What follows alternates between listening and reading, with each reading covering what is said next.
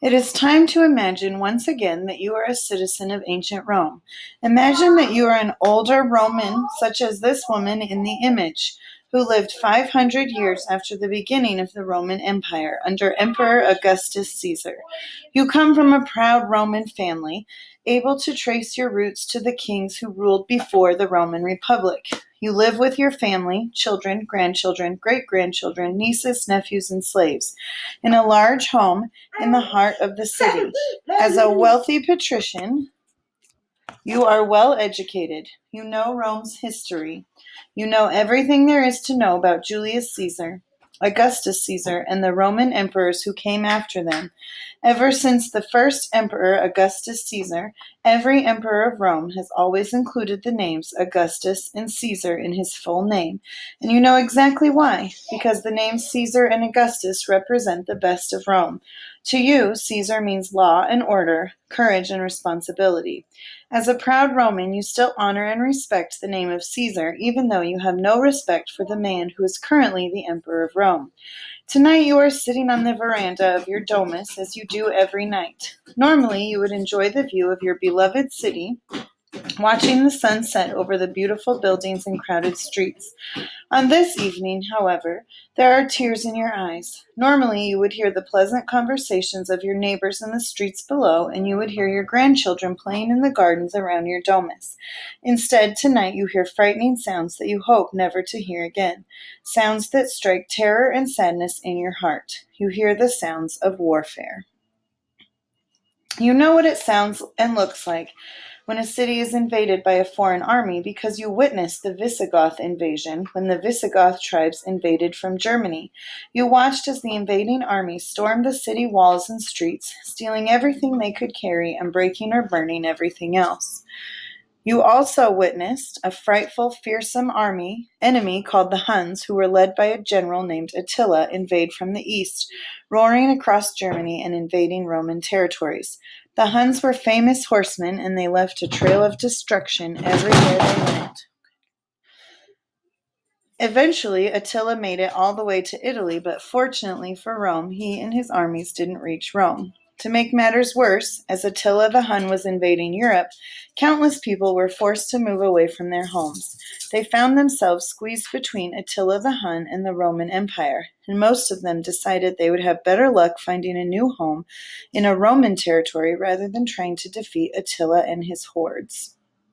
One of the tribes, the Vandals, had been forced from the Germanic regions. The Vandals invaded parts of the Roman Empire in Gaul, Spain, and then North Africa.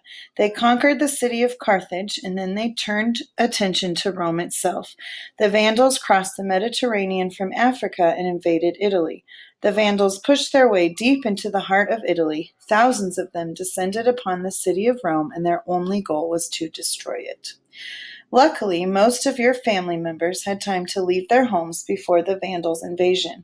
Some will go to the island of Sicily. They may not be safe there either, because the Vandals seem to be everywhere in nearby Italy. Most of your family will head east, sailing across the sea to the city of Constantinople. There, you and your family hope to make a new start. As the Vandals move closer to your home, you wonder to yourself, where are the powerful Roman legions of old? Why are there no legionaries to protect us? Long gone are the proud Roman legions under the leadership of Julius Caesar. The sad fact is that you know exactly how this happened. You expected it for many years. So much has changed since the days of Augustus Caesar.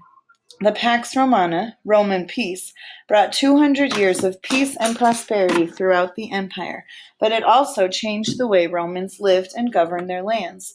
Maintaining legionaries is expensive. It costs a lot to train, feed, and arm thousands of soldiers all over the vast Roman Empire. To save money, Roman emperors and generals hired mercenaries, soldiers who will fight for any country or group for money, and many of these soldiers were not even Roman citizens. Instead of relying on hordes of Roman legionaries, Rome had come to rely on a smaller amount of mercenaries, the very people they thought of as barbarians, to fight for Rome. When Attila the Hun and other invaders threatened the Roman provinces, these mercenaries were not willing to fight and die to protect Rome because they were not true Roman citizens. Sometimes you think maybe the emperors and senators have become just as bad as the mercenaries, and other people have been called barbarians. Many seem so greedy and selfish, not thinking about what is best for Rome. For years, they have drained Rome's resources to pay for their games, their feasts, and monuments to themselves. All the while, these leaders failed to prepare for the enemy invasions. This unfortunate time reminds you of a legend that you know well, of an old emperor named Nero. He was ruler of Rome several emperors after Augustus Caesar. Under Nero's rule, most of Rome was destroyed by what came to be remembered as the Great Fire of Rome. The fire started in the market near the Circus Maximus, but it quickly spread and destroyed most of the city. According to legend, Emperor Nero, a man who greatly favored the arts and music, fiddled while Rome burned. Some historians believe this means that Nero may have been singing and playing the lyre, a harp-like instrument, while Rome burned. Some people even believed he started the fire himself. In your mind, this legend is a good symbol for what is happening right now with the Vandals. With the decline in Roman leadership, it's not too surprising to see the Vandals climbing the city's crumbling walls. For years, the barbarian hordes have been gathering in all directions, preparing for invasion. Instead of dealing with Rome's threats, the last several emperors of Rome have also fiddled while Rome burned, meaning they have ignored the real problems of Rome while continuing on with their normal activities as though nothing were wrong. You think to yourself, what has happened to the citizens of Rome? The once mighty citizens of Rome seem weak and lazy now. They only want to watch gladiator games at the Colosseum and wait for the emperor's bakers to throw them a few loaves of bread. Children barely learn their history anymore. Rarely do children understand or care about the significant history of Rome and how it came to be so powerful.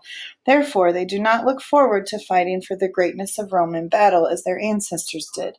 Sometimes you think to yourself that maybe, just maybe, the invasion of the Vandals is for the best. Maybe it's time to tear down Rome and start all over again. Maybe a new, stronger Rome will arise from the ashes.